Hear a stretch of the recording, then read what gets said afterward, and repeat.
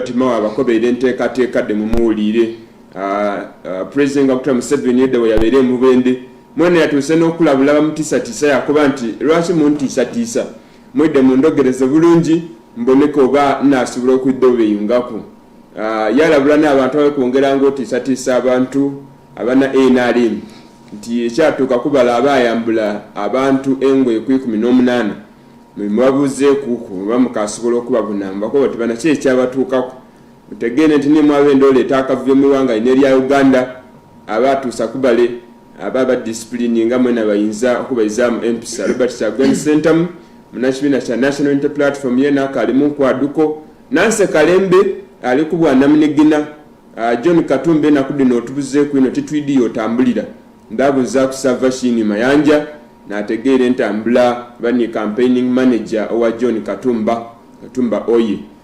tudabitegeera Fred Mwesije tulinawo n'abantu abandi Nobert Mawo Mukobeire Joseph Kabuleta banji bali 10 ayi ngona kulwalero program eno ninamu omukungu avile busiyeyo alija kwesimbawo kubaka bwa parliament wabusiya municipality yali muna mawulire ndada tukobera lwaki yaveeyo yakoba nti kanje mu parliament abantu banusawe ne batandise ofuula parliament as the backbone the major cash crop of Uganda is parliament kwaniriza lamusa kubali tubona kale sebo bwana Mwesigwa nsangaire ino okumpa omukisa okukyala ku Baba TV abatulaba mwenna yonna gye musinzidde amanya n'eddoboozi yenze Abdalatif sebo sigenda kwesimbawo Abdalatif nesimbyewo okubeera omubaka wa parliament already wesimbyewo municipality yes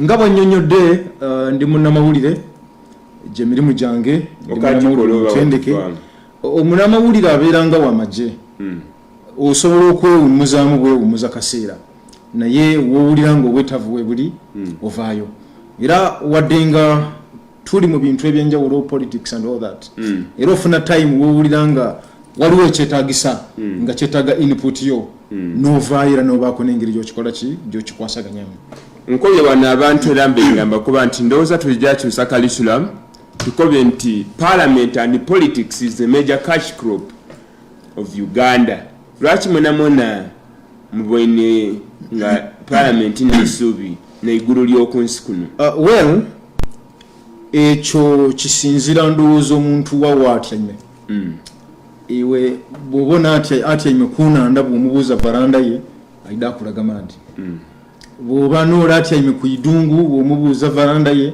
ajja akulaga musemi so that kind of thinking eyida okusinzira ku muntu kigoli ku discussinga naye eriyo olenga ye waaba abonanga parliament ni cash crop buli ayenda sente walina okola ki walina okujja aye ate the fundamental question is the country Uganda moving in the right direction gye twetaaga ng'abantu banansi nga tulina the parliament yes nga tulina parliament kubanga iwe ninze nali kutubona akidi nti parliament ni dining table eya the whole country bw'oba oli kwogera ku budgeting y'eggwanga it is done at the parliamentary level bw'oba oli kunoonya oku following up service delivery nga bwetambula mu iggwanga it should be the parliament abantu bawansi balina views edendawulo tuba tuyenda badituuke waigulu bategere nti n'abantu gye bali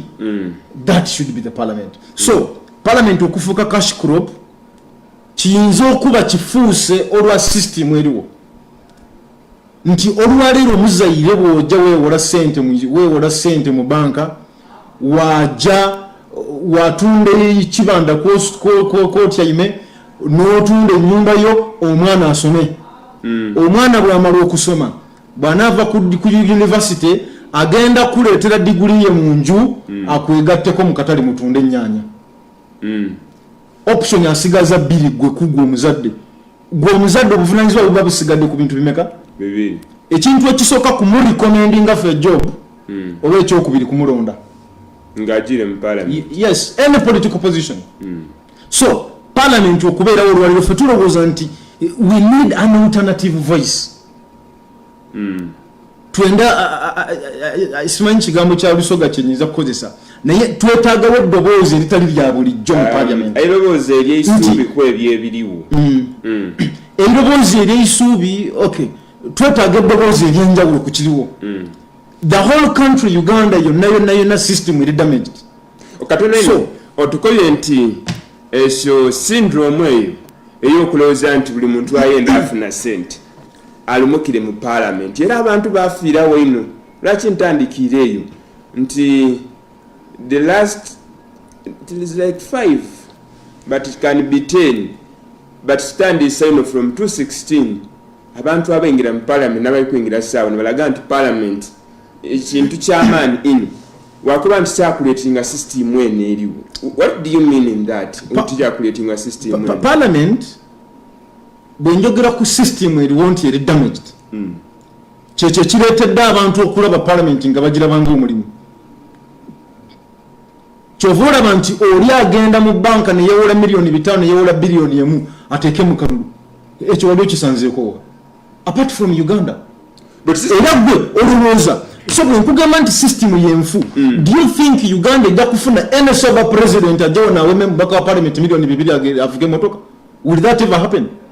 No sober president so ekiriwo system gye bataddewo evira ddala ku top system gye bataddewo batuteeke mu mbeera nti this is a center for job seekers. So system kyovula nkugambye twetaaga an alternative view to overhauling the whole system to the parliament in the right order. Parliament efuke kirina okubeera. What you say pressures ediri mu parliament ne attracting abantu okuluma okujja mu parliament. You're not getting my point. Byonna byolaba ebiri mu parliament incentives izo neziteekebwawo teziteekebwawo in good faith. Kyova olaba nkugambye teri sober government egenda ku taking over this country ekwate miliyoni 2 ebiwo omubaka wa parliament agule motoka tekiriyo. Kati ono omukulu ye mwami Museveni ye kyakoze akoze kintu kimu olw'okubanga amanyi nti Uganda first of all ayagala kulaba how does he keep himself in power. Yes mwekyo okukikola bw'amanya nti mwesi gwona ajja kufuuka problem ajja kujja mu sub county yakukavingira ko constituency ogenda eri bakugwa miliyoni 2 aga nasubwa dda oyo ojja kubeera sign. So twetaagawo obwongo obw'enjawulo obutali ku buno obuliwo bugende mu parliament to take a system in the right order. That is not a system. Still mulimu ku ni contribution ya individuals nti abantu bona bakubende entererekerere twenda constituency twenda district nga bona balikwenda bukulembeze. Yes munzo ba mu creation nga dida kutagete ate bona nti n'abantu bona sana buli muntu ali kubonanga they are hungry for leadership bali kubonanga obukulembeze no muli isubi yegwe basaba tategeera anti yena ayenda buluba kimusaba ya kimu. That's what I'm talking about. Kyekyo kinyini kyenkugambye kyozeemu kubanga babantu bwe badde ne bali emesse bagala district ne bali ne beyambule ngoye gwe basaba totegeera. We want to assume nti gwe basaba olina obwongo okola ki and you can reason beyond okulya emmese. So gwe president bwojja abantu ne bali emmese ne beyambule ngoye because they want a district and you cannot reason now to someone who standing and you reason with them obagambe no because of ABCD we need this parliament edake genda kwera mabaka bitano abiri mu musanvu. This is ridiculous. Very big. But because bwotunuulira parliament enene gye tulina n'otunuulira ne output kye tujja mu parliament kitono ddala tujatuuka waawo. Parliament abantu bali kujamu in good faith. Iwe ekiri kutwala mu parliament ekiri kuntwala mu parliament I want to add my voice okutereza system y'eggwanga because system parliament ekiriye abantu abangi okubeerayo kyanjawulo kati kyetwogerako. Yes olwaleero fe tulowooza we have two options okutereza system eno and put the whole country in order. Ekisooka when we go for general elections tugamba can we beat Mr. Museveni? I am sorry I have to bring out this. Si kyangu nnyo kwogera ku politics wa Uganda and you avoid mentioning Mr. Museveni's name. Why? Is it the center of politics? That is it, absolutely. That is what he has created.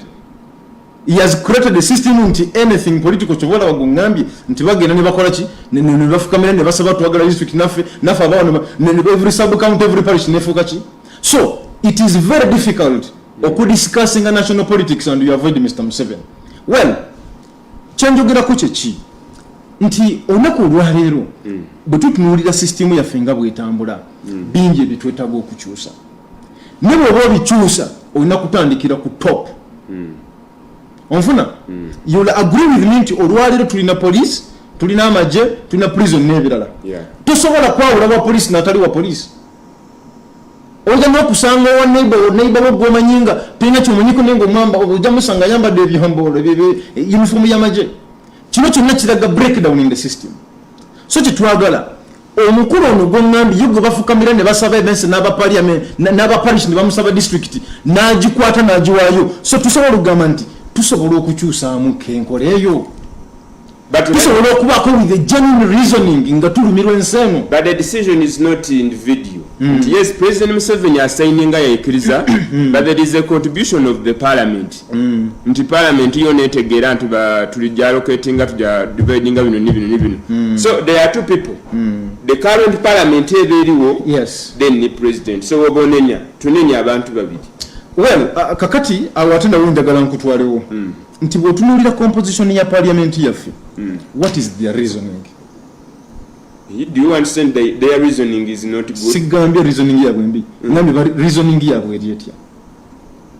It is mixed. It's a mixed up. It's a mixture. Kakati eggwanga lino lirimu abantu ba mirundi ebiri. Mulimu abakkiriza nti bannayuganda balina okugenda mu maaso nga batulugunyizibwa. Waliwo abakkiriza nti bannayuganda balina okujja mu maaso nga batulugunyizibwa. Ne mubeeramu n'abo abalowooza nti enough is enough. Kakati bwe tutunuulira composition ono omukulu nze olwaliro bwenyenda neŋŋamba nze waffe Mawero Gyenve Busia nti bagifuule district tebasobola. Kubanga nze reasoning eyange si ey'abali abalwala kinyenya mutwe. Mu parliament naawe ojja kuyiza ntuna y'abalwadde ba kinyenya mutwe.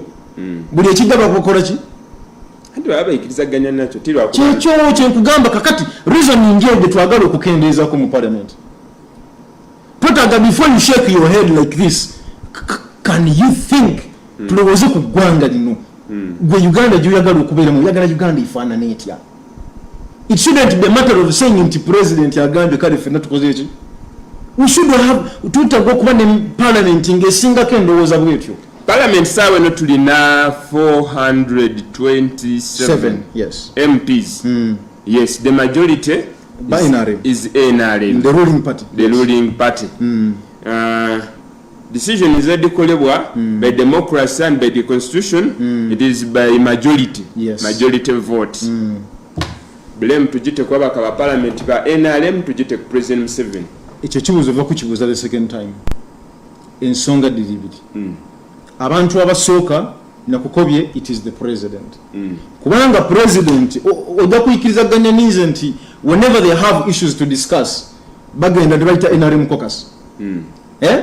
Bwe bayita NRM caucus a point mubatera mu virus.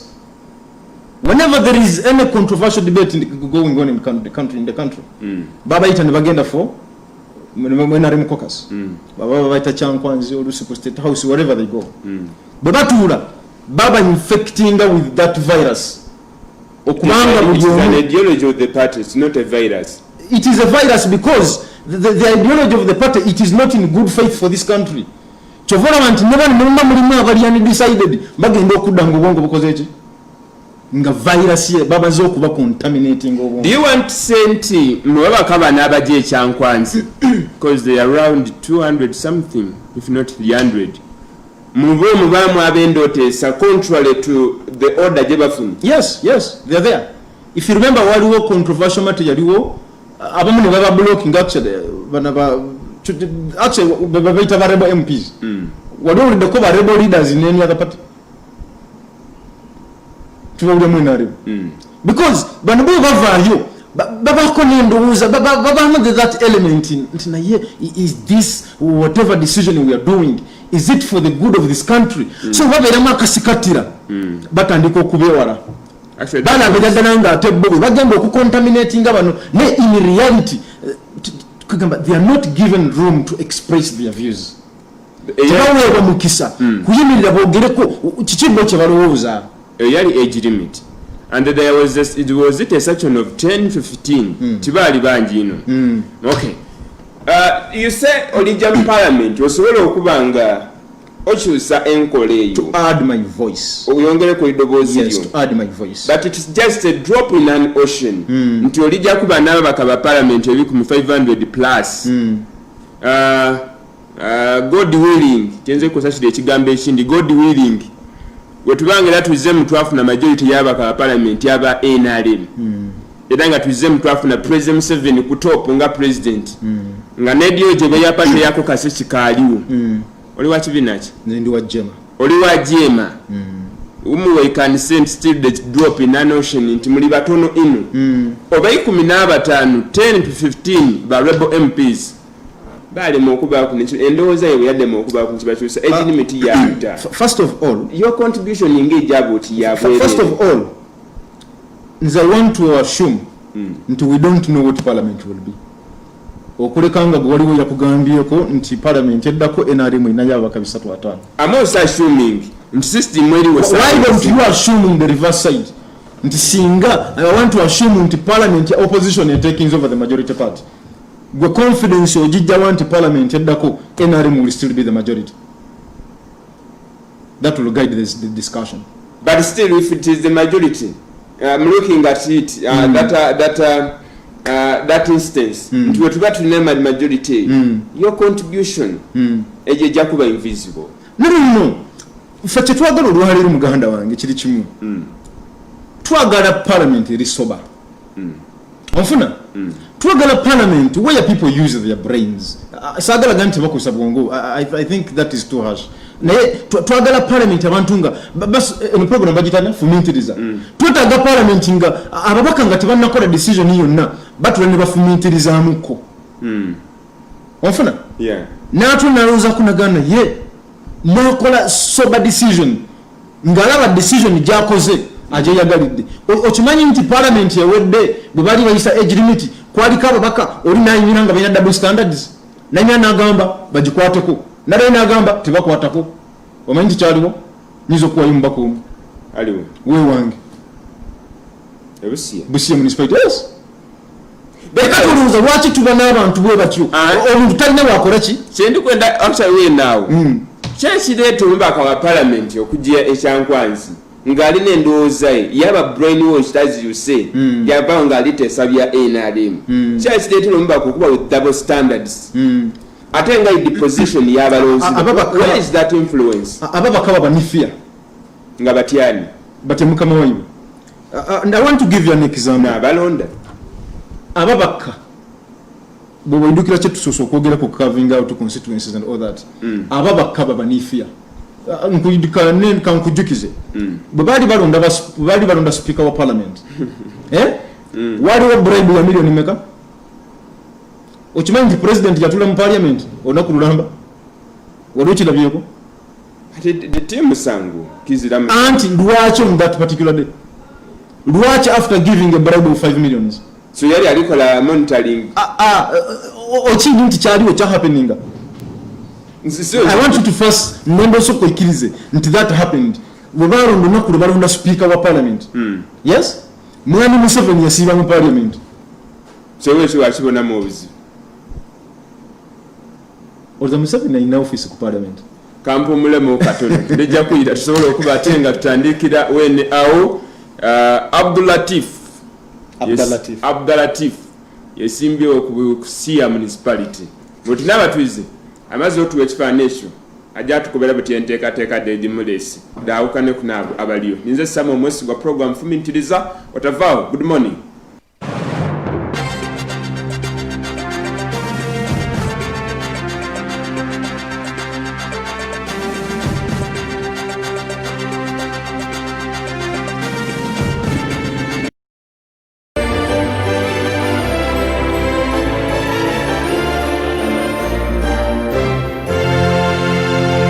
Baba TV obusoga bulayire.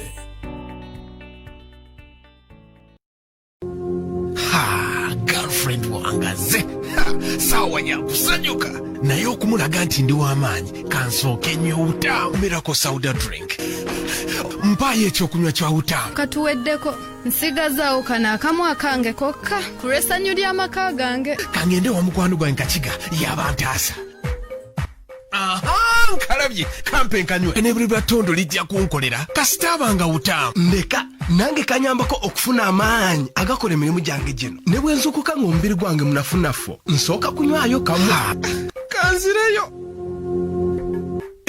Obwedde okalina ka Utamu? Iye kanywa buli lunaku kagogola enseke zaffe abakyala n'okutuwa essanyu. Utamu Miracle Soda Drink akolebwa ba Soda Health Products. Kushona Designs n'ekifo ekirimu engoye ed'emisono egy'emikolo ed'omulembe. Tulina obukugu obw'enswiso mu kukola n'okutuusa ebyambalo eby'abagole n'abagenyi. Kushona Designs tulina amagomasi, the gown.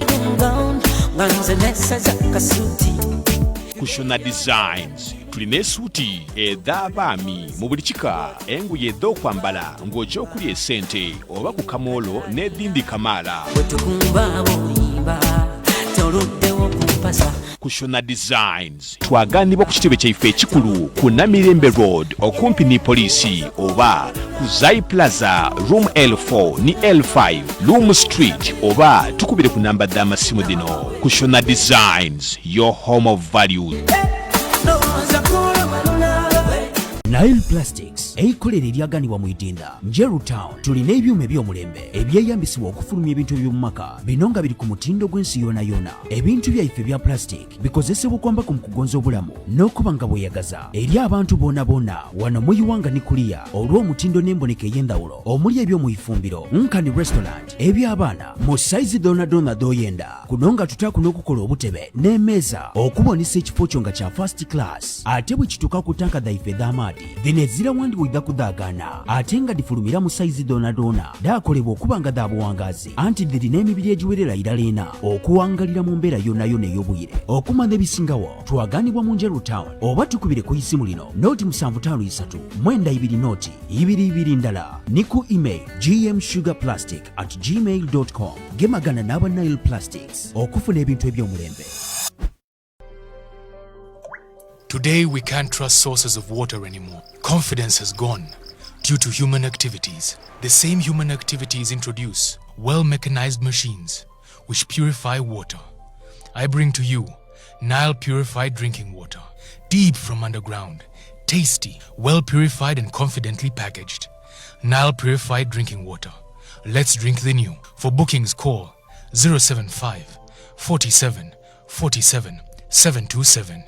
Nile Purified Drinking Water, refreshingly pure.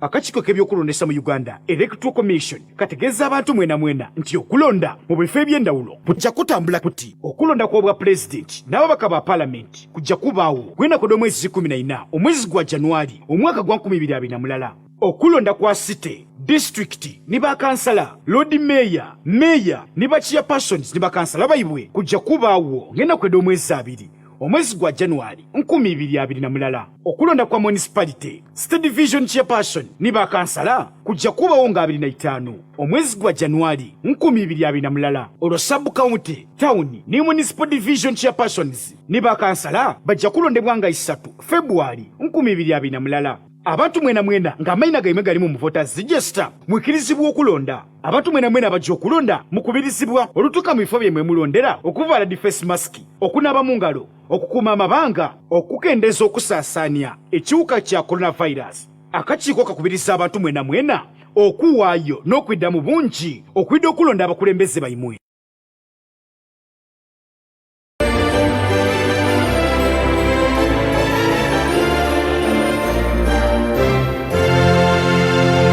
Baba TV, obusoga bulayire.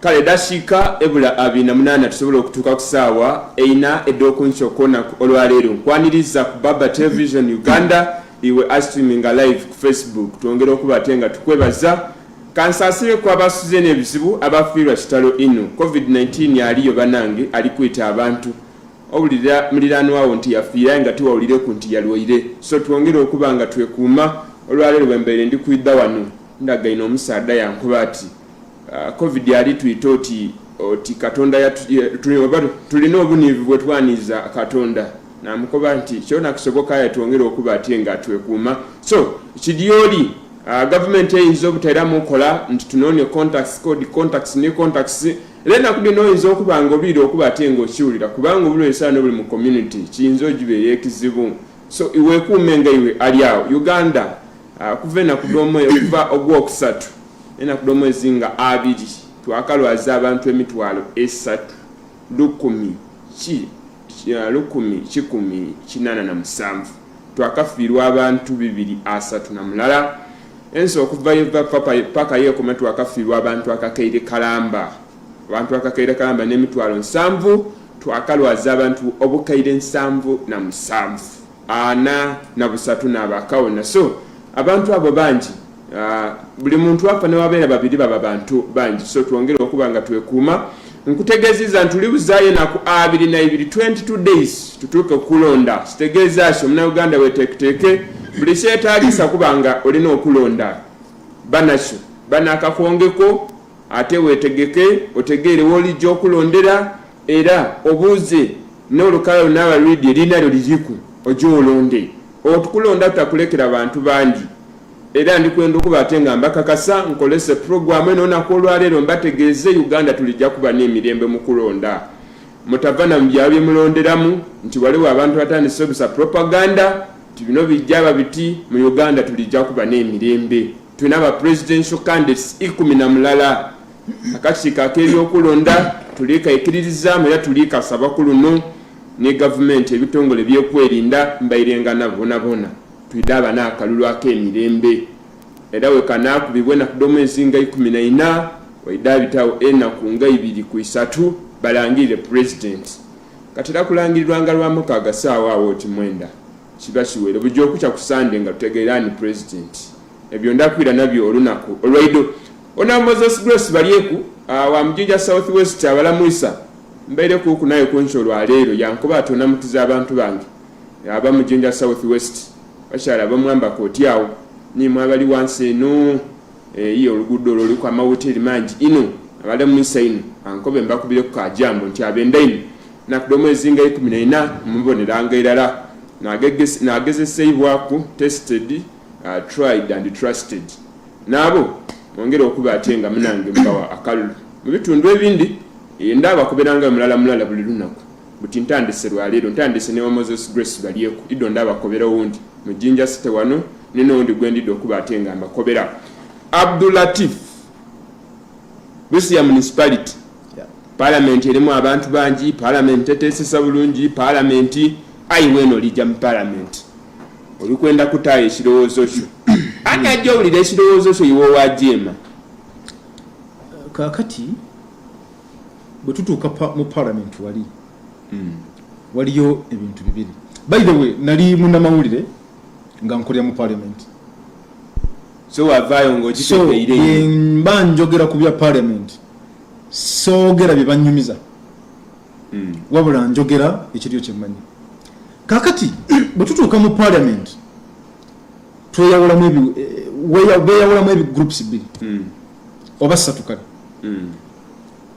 opposition ku side endala ruling party side endala ne ba independents entuula neyo ya parliament yatandika way back from the French Revolution time ya parliament okubanga opposition babeera ku left hand side aba ruling party wali bwebwejjukira mu French Revolution waliwo nga bagezaako okukyusa obukulembeze obwa King Louis yaliwo mu Faransa nti so waliwo group yajjanga bano baagala enkola ey'obukulembeze esigalewo ba conservatives nga bagamba twagala system esigale nga bwekola ki nga bweri ne bayita ba rightists that is a very very long theory jetutanyiza kumala kona. Then obeero ne bano ba leftists.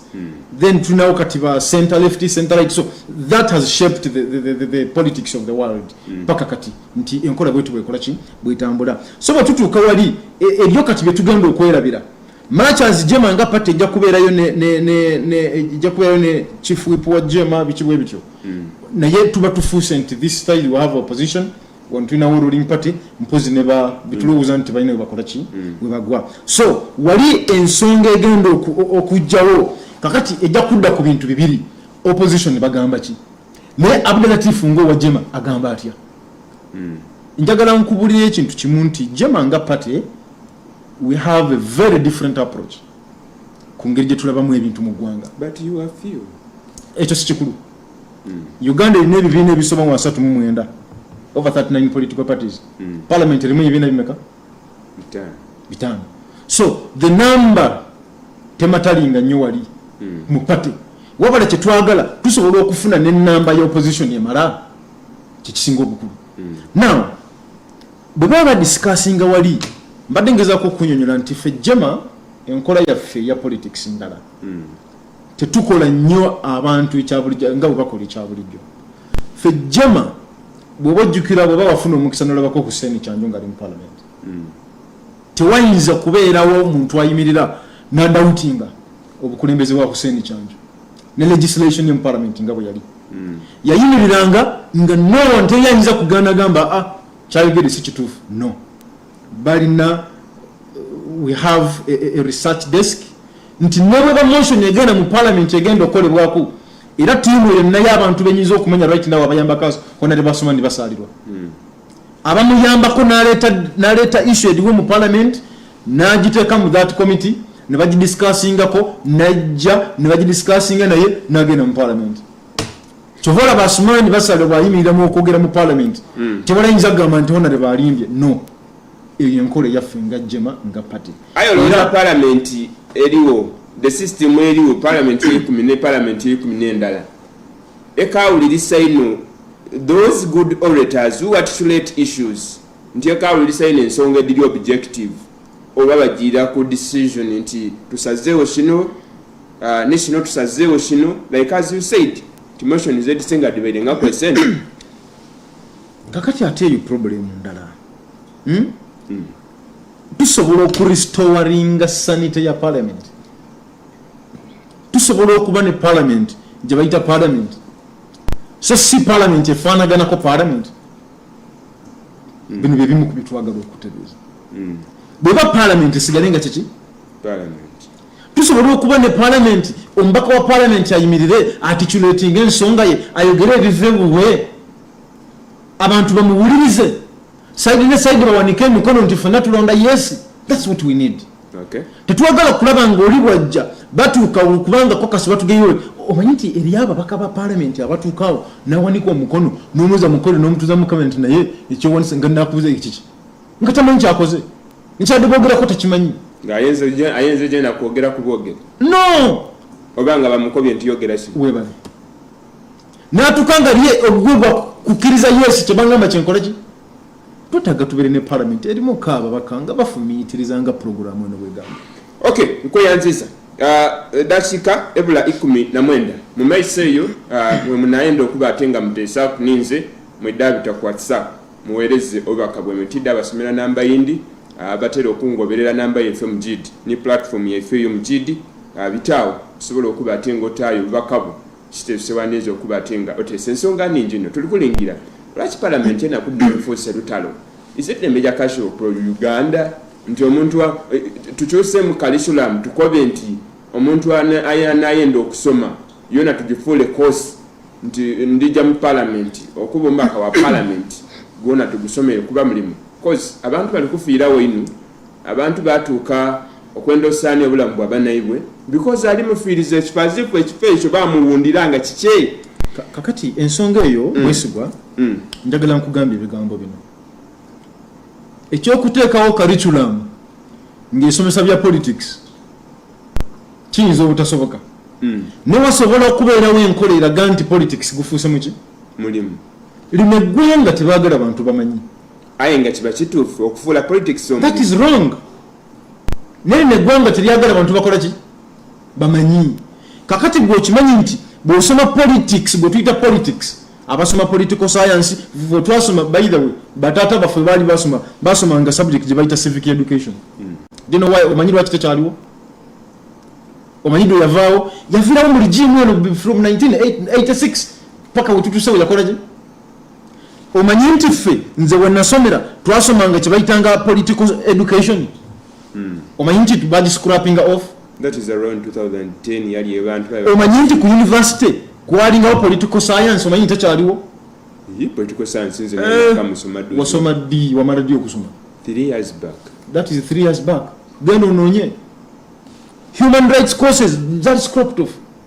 With what intentions? Anti kati ebyo byombuza si byange. Singa ofuna omukisa n'osinkana minisita w'ebyenjigiriza. So kino kikulaga nti bino byonna ebikolebwa byolaba mu ggwanga abantu bamanye nnyo politics bamanye eggwanga berina okutambula. Entambula y'eggwanga muganda wange, this is a syndicated system. Organized by who? Tomanyi? TD. Ekiri mu ggwanga zo system zonna tuli mu syndicate. Onfuna kakati gwe Mr. President wajjanga kuwa manifesto bayogera ku education ayogeranga ye minister of education. No, of course composition webali. So nga president kinakugambye nti ye yakulira yali waggulu wa zino systems zonna.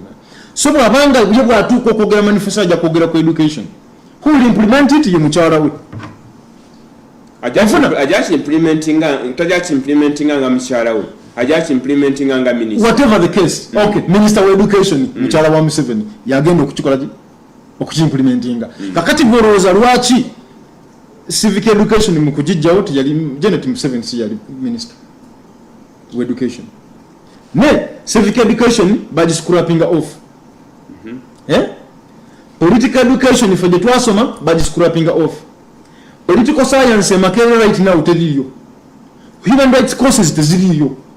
Lwaki olowooza zino subjects zino zino ezirina attachment ku governance and leadership zonna bazawali scrapped off. Because abantu seek jobs, not to create jobs. President Edenganga Akoba, let us put emphasis on some subjects edijo yamba abaana bye basoma babikole. Those are all courses edijo yamba abantu kuno. Mwesigwa lwaki ontabula mu family ya Museveni mulimu scientist. Your family no, we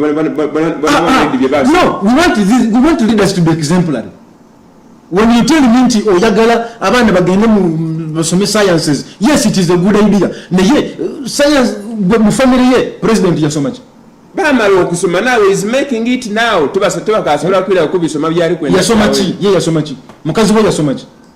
Abana be basoma ki? Ayina mu scientist mu family ye. So science nga a subject twandibadde tujaniriza. But as a country, do we have what it takes okusomesa sciences? So otuuka mu masomero nga n'abaana okubalaga gye bayita banseni baana bagibalagira mu kifaananyi, and you're telling us ogenda okusomesa sciences. Tusooke tuyikwipinga amasomero gabeere n'ebyetaagisa okusoma bye twagala bakole ki. Si kujja wano kwogera bwogezi ne bannayuganda ate namwe njagala tufumiitirize nga puroguramu eno bwetugamba. Oli atugambe tusome sciences. Yes, it is very good. Naffe tuzaagala nnyo kubanga ziri marketable in and outside the country. Naye do we have what it takes okusoma sciences?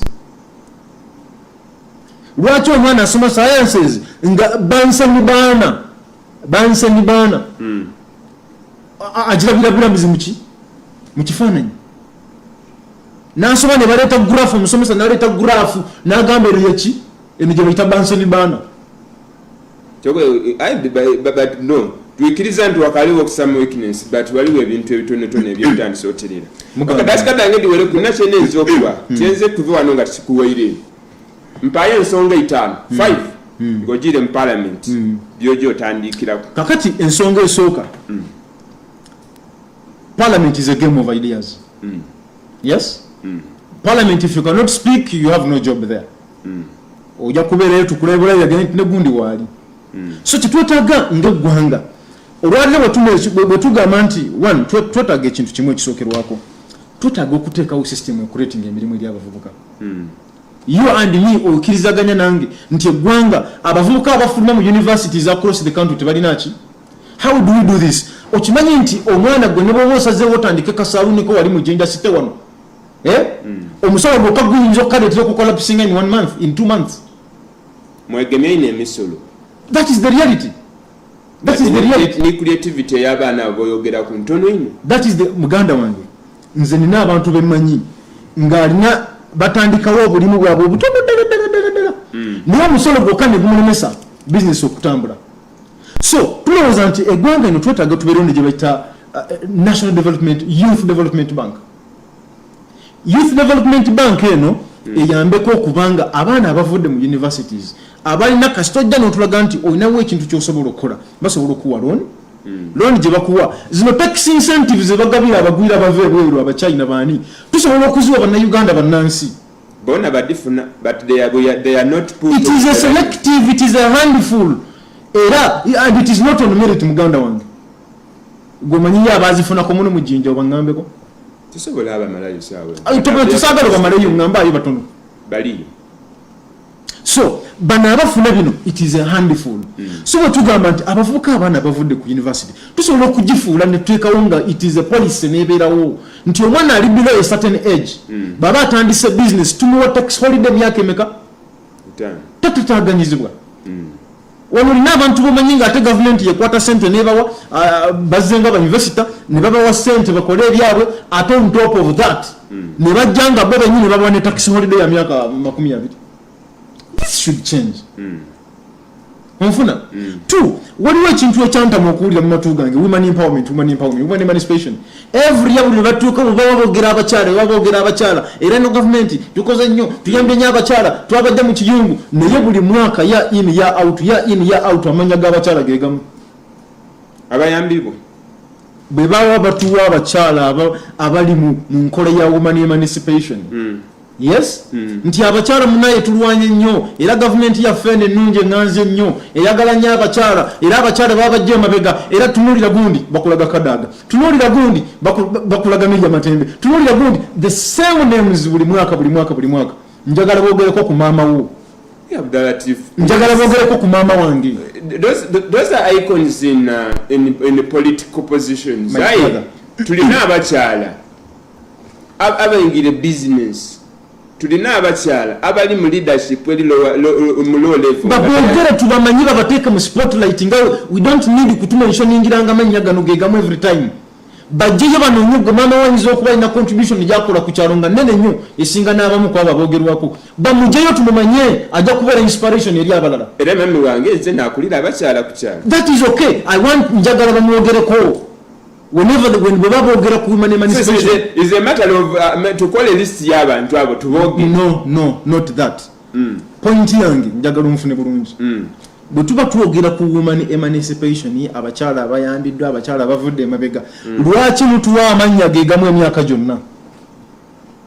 So tukikola ibanga ekisana akolebwa okunda gamanya gegamu ebbanga lino kitegeeza nti tewali balala. Okay. Onfuna? So twagala wabeerewo waba tugamba nti yes waliwo abakyala abakyusiddwa obulamu bagezezaako input because the government has done ABCD era bayambiddwa nnyo. We need different names other than Rebecca Kadaga, Miriam Matembe, simanyani, not those every time. Okay. Gwonizo kubanga mama wa bingi nnyo byakoze ku kyalo. She's not recognized.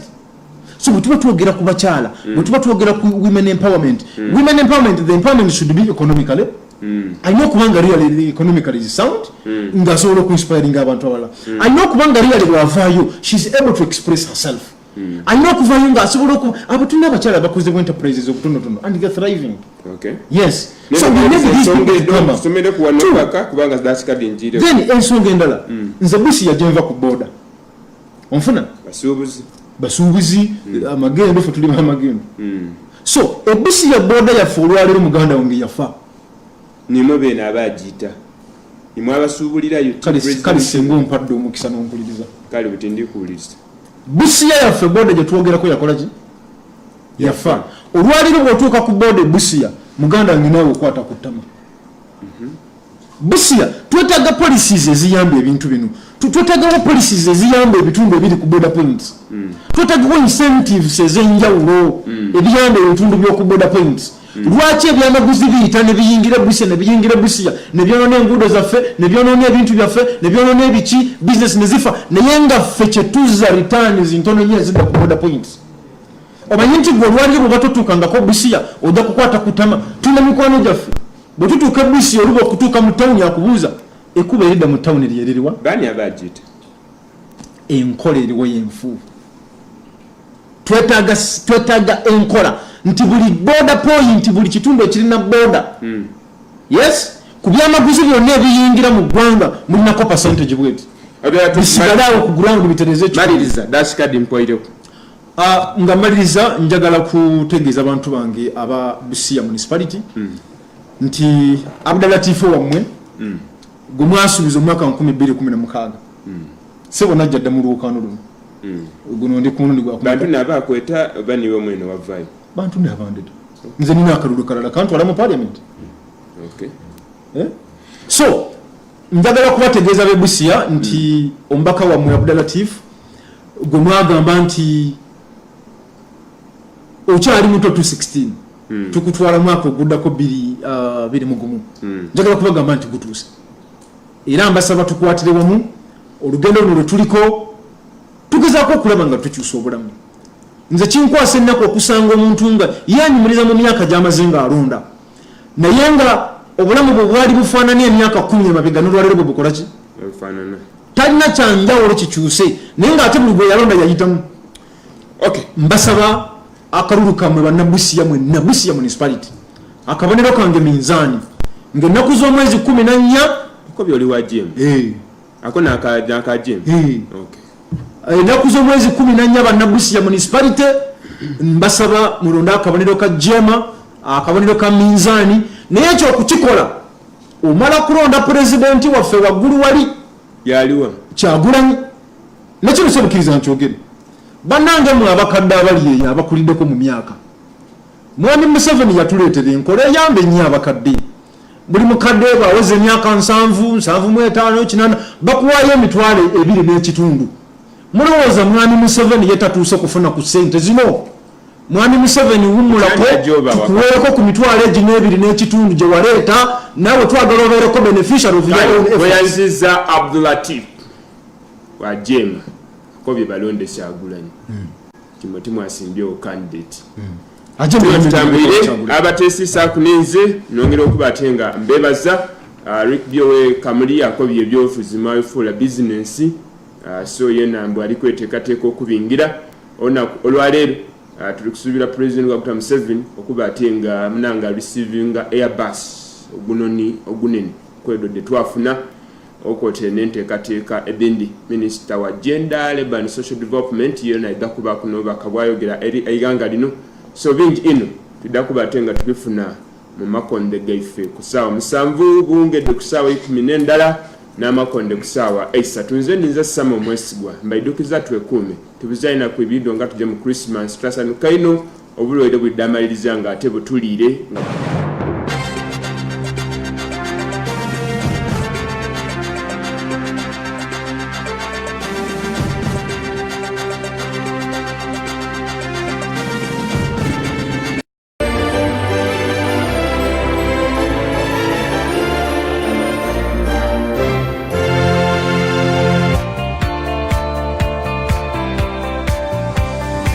ekutuusibwako amajani ga upendo. Sanga amajani ga upendo mu maduuka gonna.